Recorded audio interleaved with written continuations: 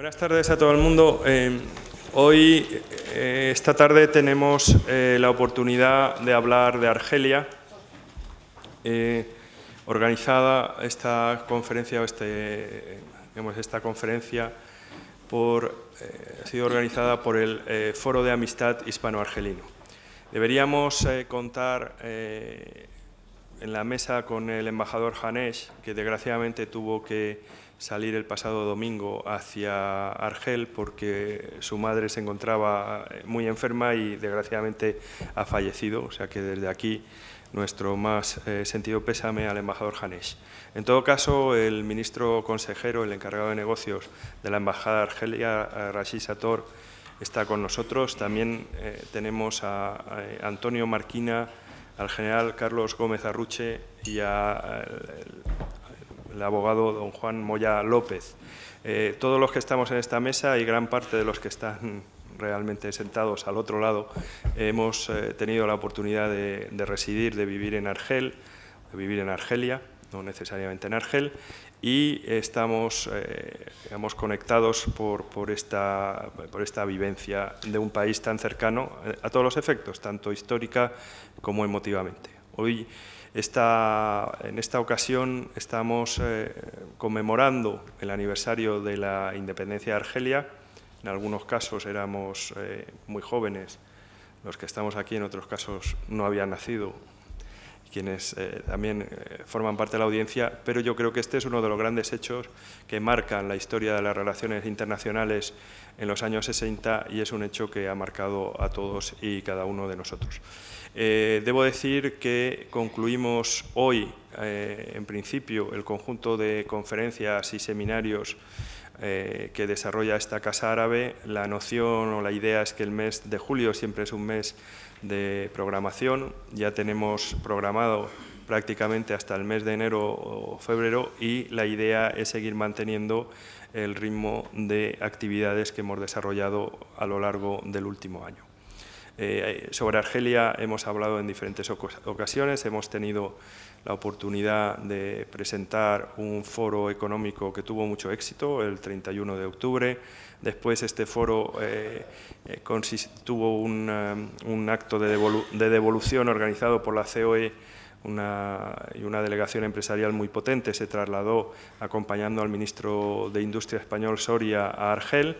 He tenido yo también la oportunidad hace escasamente 15 días de acompañar al ministro García Margallo a Argelia. Por tanto, tanto yo, personalmente yo como esta casa como institución tenemos una relación muy estrecha con este país hermano. Debo señalar, por otro lado, que esta mañana hemos tenido la oportunidad de presentar una nueva revista, la revista Atalayar, dedicada a las relaciones entre España y el Magreb, y hemos contado con la presencia del ministro García Margallo, que ha hecho un repaso sobre las relaciones de España con el Magreb y con los países de Oriente Medio. Y dicho esto, paso la palabra al Antonio Marquina, presidente del Foro de Amistad Hispano-Argelino. Muchas gracias. Antonio, lo quieras. Muchas gracias, Eduardo. Bueno, lo primero, por mi parte, es indicar que, aunque yo soy el presidente del foro, el peso de la organización de este acto por parte del Foro Hispano-Argelino ha sido del vicepresidente, que es don Pedro Canales, que está con nosotros, y yo quiero agradecerle personalmente pues, la labor que ha hecho para poder organizar este acto, y también a don Eduardo, precisamente por su apoyo en esta celebración. El tema de Argelia, yo voy a decir unas experiencias, indicar algunas cuestiones que yo en su momento pues, traté de elaborar un poco en mi época, cuando yo estuve viendo la parte histórica, los archivos de inteligencia, archivos que se abrían en los Estados Unidos en los años finales de los 70, principios de los 80 e incluso en los 90. Cuando yo estuve estudiando toda la parte del Mediterráneo, las implicaciones que tuvieron los procesos de independencia precisamente en las políticas europeas de la OTAN e incluso españolas. Entonces, indicar que es un tema que a mí me llamó mucho la atención, todo el proceso de independencia argelino, desde el año 54, y que realmente van a implicar o va a implicar este proceso ajustes y reajustes muy significativos y muy interesantes. Por ejemplo, todas las posiciones que fue tomando los Estados Unidos y el Consejo de Seguridad Nacional. He de indicar, por ejemplo, que incluso alguno de los documentos de este Consejo, alguna de las líneas ni siquiera está desclasificada en este momento. Alguna de estas líneas, lo cual, incluso si ustedes cogen el FRUS de los Estados Unidos, esto está publicado, pero falta siempre no un párrafo, sino una línea. ¿Qué quiere decir esa línea? No se sabe muy bien. Bueno, entonces esto es algo muy interesante, el impacto que va a tener todo el proceso de independencia, que lo cambia todo, desde el punto de vista de la planificación, de las políticas a desarrollar en la zona. Estamos en pleno contexto este-oeste, todo se colorea con el contexto este-oeste, y este problema de la independencia y el conflicto posterior pues va a acabar siendo coloreado, va a ser un elemento de preocupación precisamente en la OTAN. Al mismo tiempo, las políticas francesas, unas políticas cambiantes hasta que llega De Gaulle. Cuando llega De Gaulle, pues esto cambia de forma significativa y de forma especial las políticas que se implementan de contrainsurgencia por parte de Francia, que curiosamente después las he visto yo de alguna forma revivir con Petraeus y compañía, y su intento de aplicación ha modificado lógicamente, pero altamente inspirado en lo que hizo y en la política de contrainsurgencia francesa en Irak, en Argelia, aplicado a Irak, ¿no? Todo esto lo vamos a ver desarrollar a partir del año 2005, 2006, 2007, una vez que ya entra Petraeus, 2007. Claro, una política de insurgencia o contrainsurgencia que es enormemente problemática, unas políticas que en ocasiones son brutales, y que marcan ciertamente todo un proceso de independencia que va a ser impalable. Entonces, otro de los aspectos llamativos, yo les estoy contando mi propia experiencia de aquella época, es precisamente la dificultad, la enorme dificultad de luchar o de mantener unas políticas en contra de una mayoría de la población. Esto es prácticamente imposible y que en esto se dio cuenta perfectamente De Gaulle, no así la OAS, lógicamente, que va a tener su impacto y que va a tener incluso su arraigo y sus apoyos aquí en España. Otra de las cosas significativas que no acaba uno de entender precisamente en la política española, porque la política española es, en este momento, del año 53-54, es de apoyo a la independencia argelina, creyendo que esto no va a afectar a las políticas de independencia, por ejemplo, en Marruecos. Y curiosamente, esta política de independencia, tratando de hacer daño a Francia, porque es una política claramente de suma cero, pues se mantiene contra viento y marea, a pesar de que Francia va a llegar a unos acuerdos importantes en el caso del Sáhara, en la guerra de Ifni, de acercamiento en función de evitar podrir, que se pudra la situación en la otra zona. Bueno, esto es una de las cosas más llamativas porque no se entiende muy bien los cambios en la política española y la falta de visión que en este momento va a significar precisamente estos apoyos, por ejemplo, a la OAS, que no tiene sentido, no tiene mucho sentido, en un momento ya de acercamiento, precisamente en el caso europeo, y que ya interesa el tema europeo de forma muy especial. Bueno, esto para decirles a ustedes algunos de los elementos más llamativos de esta independencia desde el punto de vista histórico. Mis recuerdos de muchas cosas que ni siquiera están bien escritas. Sinceramente, se ha escrito bastantes cosas sobre Argelia y se puede decir que incluso hay algunos autores que son, vamos, auténticos iconos, por ejemplo, el señor Estorá, en Francia, pero yo creo que leyendo, y últimamente he leído algunas cosas, releído, pues hay algunas cosas que merecería la pena volver a reescribir en función de ya el inmenso material archivístico que ya está disponible y de primera mano, no solamente en los Estados Unidos, sino, lógicamente, en Francia.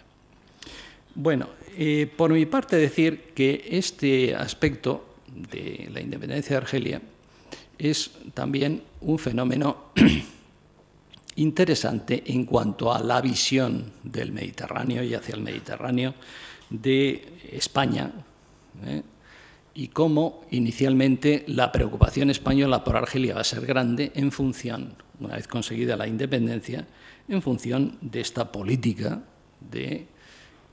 que va a llevar a un acercamiento a la Unión Soviética, los instructores, etcétera, etcétera, y que va a inducir, en el caso español, pues a todo un conjunto de planteamientos que en algunos casos llegarán hasta muy lejos. Todo el tema de la amenaza del sur. La amenaza del sur, yo me acuerdo, en los años 80, cuando estuve haciendo el libro España, la política de seguridad occidental, en unas entrevistas que tuve en Washington, en el Consejo Nacional de Seguridad, preguntando sobre la política de Estados Unidos y cómo veían toda la zona del sur del Mediterráneo y demás, pues, es decir, me acuerdo que un general del aire norteamericano me decía: mire usted, esto de la amenaza del sur es una cosa increíble que ustedes lo mantengan.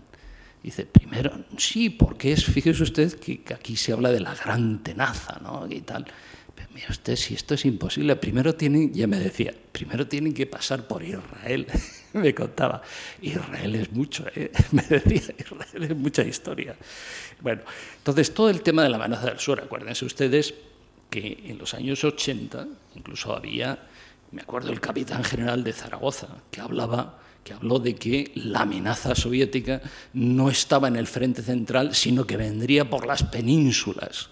Una cosa realmente sorprendente, y hablando precisamente de la importancia del Mediterráneo. Recuerden ustedes que en la Segunda Guerra Mundial los Estados Unidos, en la planificación que yo estudié, abandonó todo el tema de las penínsulas y se equivocaron en el caso de Italia. Recuerden ustedes que Italia tuvieron que entrar en el año 43 y termina la guerra y todavía estaban en el Po, todavía nada. Es decir, nunca han sido las penínsulas mediterráneas ningún teatro decisivo para el caso europeo. Bueno, todo esto a cuenta de el cambio que significa en el Mediterráneo de ser un lago de cierta, de predominancia OTAN claramente, pues sí empieza a haber la preocupación y todo esto de la amenaza del sur. Bueno, ¿esto qué significa? Que Argelia ha tenido ha seguido un camino ciertamente independiente, un camino primero de apoyo en el no alineamiento, ha sido uno de los grandes propulsores del no alineamiento, del tema de la independencia de los pueblos, etcétera, etcétera. Y claro, esto, curiosamente, va a conducir a una situación complicada, que va a ser ciertamente el caso sahariano, sin duda ninguna. Esto va a conducir a la pérdida, pues ahí Argelia va a perder una gran batalla en función precisamente de estas políticas, pero que Argelia se va a convertir pues, en un polo importante de interés, de atracción y de preocupación. Bueno, creo que todo esto ya ha cambiado significativamente y es cuestión en este momento de romper algunos estereotipos, de que la historia hable por sí misma.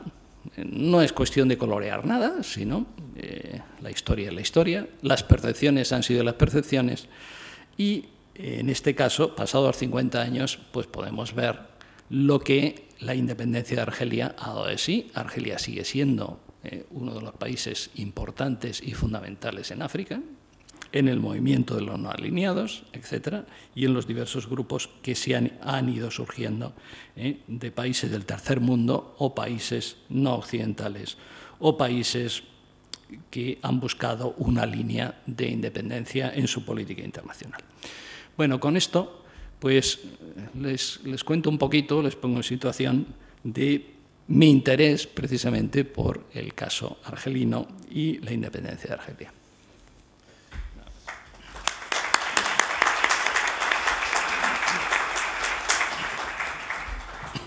Muchas gracias, Antonio. Tiene la palabra don Rashid Sator, encargado de negocios de la Embajada de Argelia.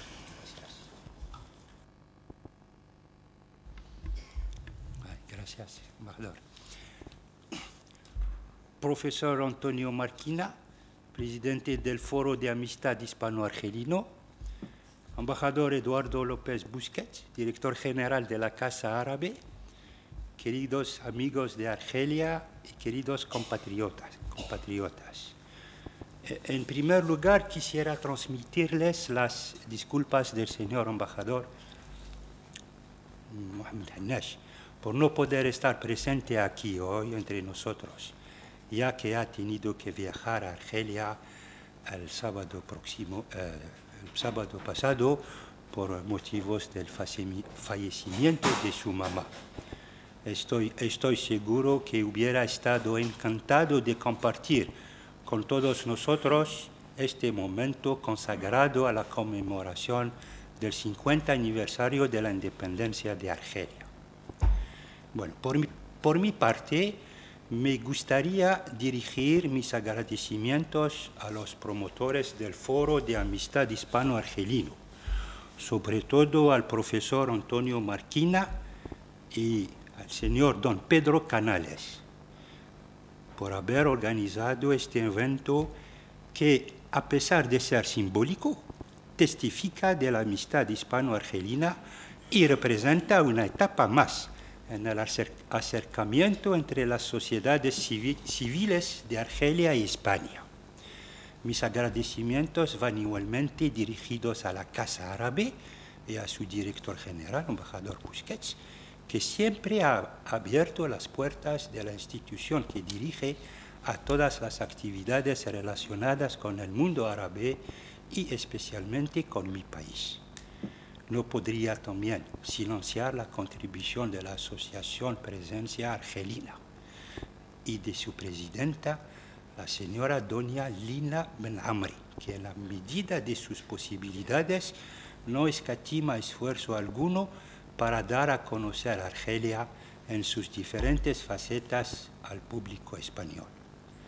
Bueno, celebrar el 50 aniversario de la independencia de Argelia puede revestir muchas formas y manifestaciones. Algunos han escogido poner de manifiesto el gran tributo que el pueblo argelino pagó por conseguir su independencia. Otros han querido establecer un balance positivo o negativo de 50 años de independencia. Y otros también han insistido sobre las consecuencias de la revolución argelina hacia el movimiento independentista en África. En lo que me concierne, quisiera aprovechar esta ocasión para reflexionar con ustedes sobre el impacto que ha tenido la lucha por la independencia de Argelia sobre los pueblos y poblaciones del mundo. Tomo como referencia el Perú, que ha sido mi primer destino en el extranjero en los años 90.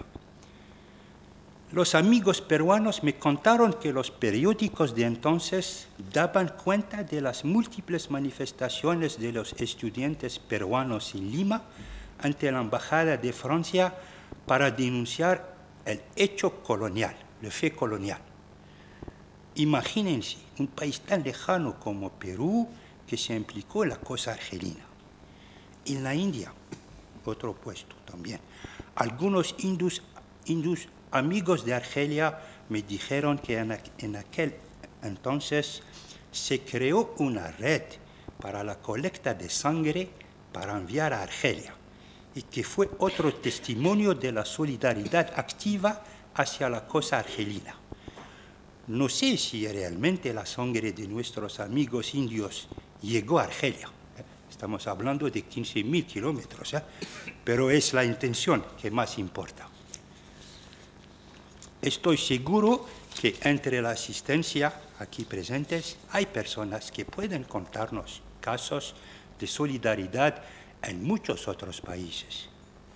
Si hablo de estos ejemplos es porque pienso que la lucha del pueblo argelino por su independencia ha movido las conciencias alrededor del mundo, naturalmente en el mundo árabe y África, pero también en Europa, Asia y en las Américas.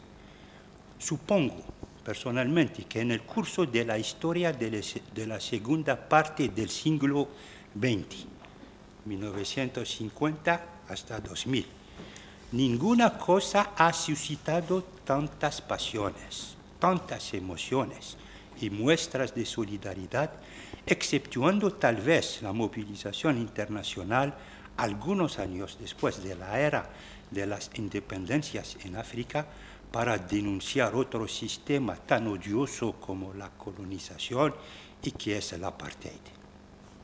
Es con esta interrogación que concluyo, pero antes quiero reiterar los agradecimientos de todos los miembros de la Embajada a todos aquellos y aquellas que en diferentes niveles han contribuido de una manera u otra a la organización de este encuentro.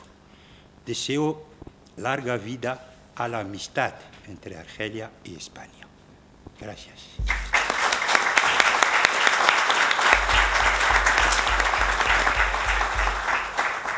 Muchas gracias, Rashid. Voy a pasar la palabra ahora al general Carlos Gómez Arruche, que fue a principios de los años 80 agregado militar, agregado de defensa en la Embajada de España en Argel y que ha tenido una larga e importante trayectoria militar, llegando a ser director general de la Guardia Civil. Le paso la palabra, Carlos. Bueno, yo no he venido a hacer ni dar ninguna ponencia, simplemente invitado por amigos, pues estoy aquí simplemente para dar testimonio de amistad y afección hacia Argelia y hacia los argelinos. Yo fui a Argelia, como ha contado amigo Eduardo Busquet, en los años 80 como agregado, pero cuando fui, por contar un poco mi experiencia, que es lo que puedo contar muy rápidamente, fui con la idea desde el primer día de hacer una inmersión absoluta, si pudiese, si me era posible, con Argelia y con los argelinos. De hecho, me llevé a mi mujer, no dudé nunca a mi mujer y a mis hijos. Renuncié a ir a Club de Pen, como iban la mayor parte de los diplomáticos, y me quedé a vivir en el centro de Argel, al lado de la Gran Post, en Coronel Amigús. Viví unos años magníficos y mi familia también, una experiencia estupenda, magnífica. De hecho, tuvimos oportunidad de conocer casi todo el país y de hacer gran cantidad de amigos, muchos de los cuales sigo conservando el día de hoy. Después de 30 años casi, hay amigos que sigo conservando argelinos. Después de volver a España, luego he tenido oportunidad, claro, ni que decir, tiene que seguir ya interesado en todo lo que ha evolucionado y ha sucedido en Argelia y lo que pueda tener relación con Argelia. Luego he vuelto a tener relación, como ha contado Busquet, porque un tiempo fui director de la Guardia Civil y ni que decir tiene que las relaciones con la Gendarmería argelina y con su Ministerio de Interior han sido y serán magníficas porque hay cantidad de intereses comunes y no tiene ni duda que hay unas magníficas relaciones, diría, muy estrechas entre los dos Ministerios de Interior. Posteriormente todavía he tenido más relaciones porque he vuelto al Ejército del Aire. Yo soy fundamentalmente o básicamente piloto. Vuelto al Ejército del Aire, todavía también bajo mi mando estaban los servicios aéreos de rescate, con los cuales con Argelia he ido a varias veces a Argelia a firmar convenios y acuerdos con la Fuerza Argelina. Bueno, en fin, esto es por explicar que he seguido manteniendo durante los años mucha relación con Argelia y sigo teniendo la que pueda tener. Mientras tanto, en Argelia, y yo creo que no es cosa de volverse a los 50 años atrás, le contaba antes a Pedro como el primer libro que leí rápidamente era Le Jour de la Toussaint para saber lo que había pasado aquellos primeros días de las revueltas, de las revoluciones y cómo se declaró la independencia. Y desde entonces, yo cuando fui a Argelia en los años 80, Charlie Ben-Yedid era el presidente. Vamos a decir que el gobierno del régimen era algo parecido a una tecnocracia, visto desde fuera, con todas las ventajas e inconvenientes que tienen las tecnocracias, y de esto también sabemos aquí algo, de los años pasados. Luego después Argelia vivió los años de la experiencia de los primeros partidos a las elecciones y esta desgraciada y sangrienta historia que no viene al caso recordarlo, tan triste, y luego, gracias a Dios, ha empezado a vivir una época de estabilización en la cual que yo creo que seguimos esa línea y esa es la que ahora puedo contar. Hace poco yo organicé con unos amigos un seminario en el CSD, en el Centro de Estudios de la Defensa, precisamente sobre las evolución, sobre las mal llamadas, como está de moda aquí en el periódico, es decir, las primaveras árabes sobre los países del norte de África. Y yo creo que todo el mundo allí, la gente que contribuyó, estuvo, por cierto, el embajador de Argelia que tomó la palabra, y explicó que de todos aquellos países la gente, ninguno de los que estaba allí encontró que sobre Argelia hubiese una amenaza, una revolución, sino al revés. Yo creo que la mayor parte de los españoles o de los que están interesados en el tema, o de los que somos muchos, lo que somos expectantes es de que continúe ese periodo de estabilidad. Argelia, lo digo yo por ser el más ajeno de muchos argelinos que hay aquí, es un país que tiene unas grandísimas potencialidades. Yo creo que los propios argelinos, los que hay aquí, son los que a veces no creen en su propia potencialidad, que es enorme, que es tremenda. Es una potencialidad, no solamente estoy hablando de la energía, que por supuesto la tiene, pero la tiene agrícola, la tiene sobre todo humanamente. Yo creo, si me atreviese a dar un consejo, que no es mi caso, y tal vez diría que Argelia lo que debe es invertir muchísimo más en educación en las personas. Y eso queda ahí. Esperemos que los próximos 50 años sigan estos próximos años, ahora que va a haber un estudio nuevo sobre la Constitución, en fin, cambios que pueda haber, sean simplemente para dar pasos hacia adelante, hacia un desarrollo democrático que sea lo más normal posible. Y tengo que decir que la experiencia española, pues en este sentido, tenemos que decir que nos fue bien en su momento, cuando fuimos evolucionando, nos ha ido bien y vivimos una vida con altibajos como todos, pero en fin de desarrollo. Y yo eso es lo que deseo para Argelia, es decir, le deseo lo mejor en el camino y creo que lo que debe buscar es una estabilidad, evolucionar, desarrollarse dentro de la estabilidad normal. Muchas gracias a todos y a Argelia por ello.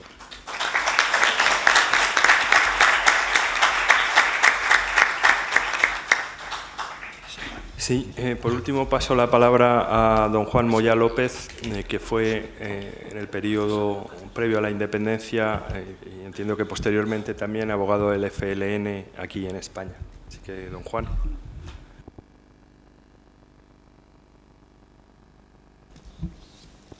Ante todo, muchas gracias al Foro de Amistad Hispano-Argelino, a la Casa Árabe y a la Embajada de Argelia por darme la oportunidad de participar en esta fiesta conmemorativa con un testimonio personal. Yo voy a retroceder mucho en el tiempo para fijarme en unos momentos lejanos, en la época en que el Frente de Liberación Nacional Argelino luchaba por conseguir la independencia de Argelia en el marco de la nación española. Como sin duda saben todos ustedes, en la estrategia y en la política diplomática del FLN, España tenía una importancia creciente. Situada entre Francia por el norte y Marruecos y Argelia por el sur, era el paso obligado de la comunicación para militantes, combatientes y dirigentes del Frente de Liberación Nacional. Por España pasaban también los caminos de los fugitivos, los heridos y los proveedores de armas para el Ejército de Liberación Nacional, la ALN. Era importante también el dato de la política proárabe del gobierno español de entonces y la simpatía de una parte del ejército hacia la causa argelina, que se unía muchas veces a la antipatía hacia Francia imperante en aquella época. La cabeza de esta rama del ejército era el más prestigioso capitán general, el general Muñoz Grandes. Por esta razón, se estableció en España uno de los grandes líderes que iniciaron la revolución en 1954, Mohamed Boudiaf, que muchos años más tarde, en momentos muy difíciles para la República Argelina, se convirtió en el presidente del Alto Comité del Estado y inmediatamente fue asesinado, según consta en esta excelente exposición que podemos ver aquí al lado. Después de esta presencia, que duró algún tiempo, se creó en Madrid una delegación oficial del FLN en la calle de Ruiz de Alarcón, detrás del Museo del Prado. Se encargaba de las misiones de prensa, propaganda y comunicación, pero también para facilitar las relaciones y el paso de los dirigentes del Frente y de la entrada y salida de militantes, combatientes y personalidades diversas. El 3 de junio de 1958 fue asesinada la secretaria de la oficina del FLN, una joven española llamada Arminda Fuello. Su cadáver, atravesado por 46 puñaladas, apareció en la carretera de Illescas, de Toledo. Se habían dejado diversos indicios y huellas tendentes a aparentar que había sido eliminada por los argelinos. Y en efecto, puesto que era el objeto buscado con este crimen, la policía ocupó y clausuró la oficina y detuvo a 2 de las personas que trabajaban allí. El jefe pudo salir a tiempo. Los detenidos fueron un estudiante de medicina, cuyo nombre de guerra era Omar Abdelkrim Gabrini, y un combatiente llamado Akli Laken, que se había distinguido por su heroico valor en la Guerra de Liberación. Entre otras hazañas, había conducido un camión cargado de explosivos, penetrando con él a viva fuerza en el interior de una prisión de Argel, rompiendo la puerta y las barreras iniciales, y lo hizo estallar, facilitando así la fuga de los presos argelinos. A Akli Laken, se le acusó de ser autor material del asesinato de Arminda Fuello, con premeditación, alevosía, ensañamiento, nocturnidad y desprecio de sexo, lo que determinaba una inevitable condena de pena de muerte. Y se le aisló en los calabozos de la Guardia Civil de Illescas y luego en la prisión de Ocaña.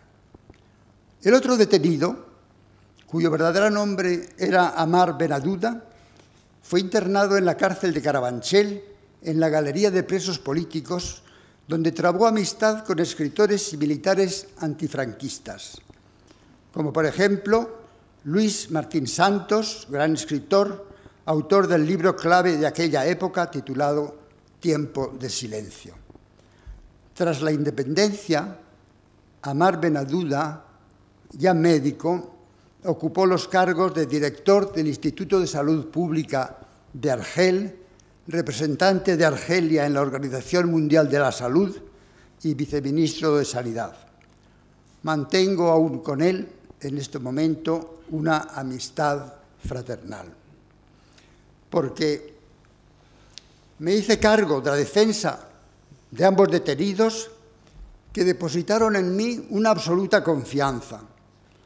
Me convertí así en el enlace con la organización del FLN y asumí algunas de las misiones de su clausurada oficina: atender a las personalidades que llegaban, asistir a los argelinos detenidos en diversas cárceles españolas acusados de tráfico de armas, situación ilegal, incluso propósitos contra la política del Estado, etc. Además, claro está, de ocuparme de aquel proceso penal por el asesinato de Arminda Fuello, que fue muy largo, complejo y, sobre todo, apasionante. Así, traté e hice verdadera amistad con Ferhat Abbas, primer presidente del Gobierno Provisional de la República Argelina desde septiembre de 1958. Era un hombre optimista, seguro del triunfo y obsesionado por la figura del general de Gaulle, al que consideraba ya entonces único capaz de pactar la independencia de Argelia. Me dijo que estaba escribiendo un libro titulado De Gaulle et moi. No sé si se llegó a publicar alguna vez. Cada vez que pasaba por Madrid, yo le acompañaba a visitar el Museo del Prado, donde le apasionaban las pinturas de Goya sobre la guerra de la independencia española contra los franceses. Con la independencia de Argelia ocupó el puesto de presidente de la Asamblea Nacional, pero en aquellos momentos él se convirtió en la gran bandera de todo el movimiento del Tercer Mundo. Estaba orgulloso porque había conseguido que en un viaje que hizo a la India fuera recibido como presidente del gobierno provisional por 1 millón de personas en aquella época. A Ben Bella, secuestrado por los franceses, como sabéis, en octubre de 1956, con otros 4 líderes de la revolución, capturando el avión de Air Atlas en que viajaban cuando salía de repostar en Palma de Mallorca, cuando iba camino de Túnez para una gran reunión que se iba a celebrar allí. Yo lo conocí tras la independencia en casa del doctor Hafiz Ibrahim, notable personalidad que desempeñó un papel importante en ayuda de la revolución argelina, incluso colaborando en la adquisición y transporte del armamento, y que tuvo también mucha importancia con toda la política y en los movimientos independentistas de África, sobre todo del norte de África. Pasaron también por España otros dirigentes del FLN, como Abdelaziz Boussouf, ministro de Relaciones Generales y Comunicaciones del Gobierno Provisional, que era, a mi entender, uno de los más inteligentes y desde luego el más joven, apenas tenía 30 años en aquella época, del que fue el Gobierno Provisional y de todos los que ocuparon aquellos cargos. Además, otros de segunda fila, digamos, como por ejemplo, me interesa recordarlo, Lassen Laïdi, detenido en la cárcel de Carabanchel con la acusación de tráfico de armas, al que defendí y al que conseguí liberar, cuyo hermano, Laïdi, fue embajador de Argelia en Madrid y cuyo suegro, Ahmed Sari, abrió el restaurante Almunia en el número 5 de la calle Recoletos, que se convirtió, y durante mucho tiempo, en lugar de encuentro de los políticos árabes que residían en Madrid o pasaban por aquí. Quiero citar también a Mohamed Qordbi, porque en compañía de Amar Benaduda, ese otro detenido cuando el asesinato, que había quedado en libertad sin cargos después de 13 meses de prisión, recorrimos toda la costa mediterránea desde Tamariu, Gerona, donde nos entrevistamos con el político y escritor español Dionisio Ridruejo, que representaba en aquel momento una postura importante e interesante, hasta el borde sur de la provincia de Alicante, donde nos relacionamos con Vicente Ventura, fundador del Partido Socialista del País Valenciano. Después de la independencia, este joven, Corbí, ostentó el cargo de ministro de Obras Públicas del gobierno argelino, volviendo a España en misión oficial en varias ocasiones. Y, en fin, estudiantes, combatientes heridos que se curaban en hospitales y sanatorios españoles, militantes fugitivos de Francia, incluso de Argelia, como por ejemplo había sido el caso de Aklilaken, muy señalados y muy perseguidos por los franceses, hasta hombres de negocios que llegaban a España preparándose ya para la independencia. El proceso por el asesinato de Arminda Fuello terminó con un aparatoso juicio oral en la Audiencia Provincial de Toledo, una ciudad que fue literalmente ocupada por el ejército español para esta ocasión. Parecía un damero siniestro el entorno de la audiencia y de la catedral, porque corrió el bulo de que guerrilleros argelinos habían venido desde Argelia para liberar al acusado Aklilaken por la fuerza de las armas. La sentencia absolvió a Aklilaken, exoneró por completo al FLN de aquel crimen y condenó a muerte al periodista español Ángel Ezquerrecocha como autor material del crimen, quien declaró estar en relación con la organización francesa La Main Rouge.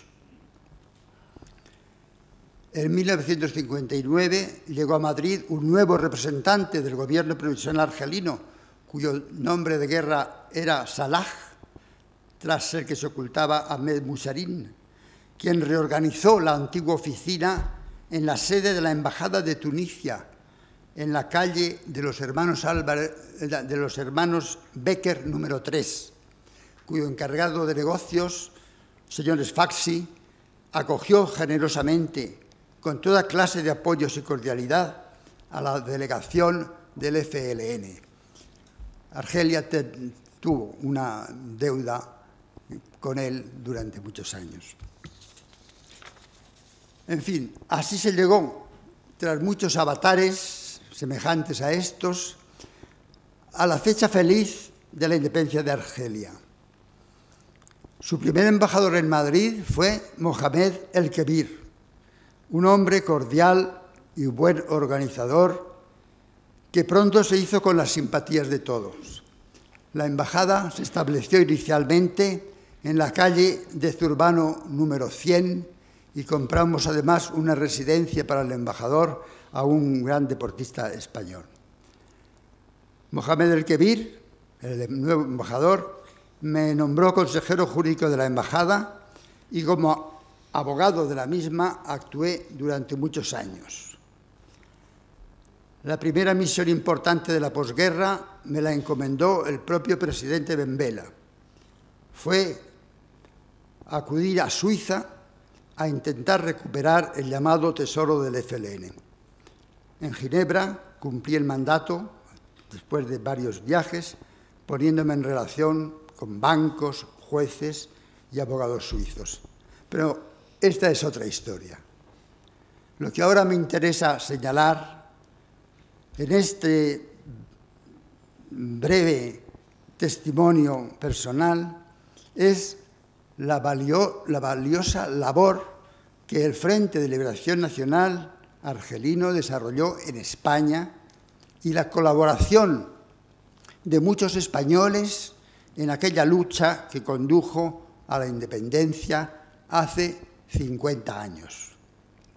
En cuanto a mí, me sentí feliz y orgulloso de participar en mi modesta medida en aquella lucha a la que me entregué con convicción y con gran emoción durante los mejores años de mi juventud, hasta haber cumplido el sueño de conseguir la independencia de Argelia, que así se convirtió verdaderamente en mi segunda patria.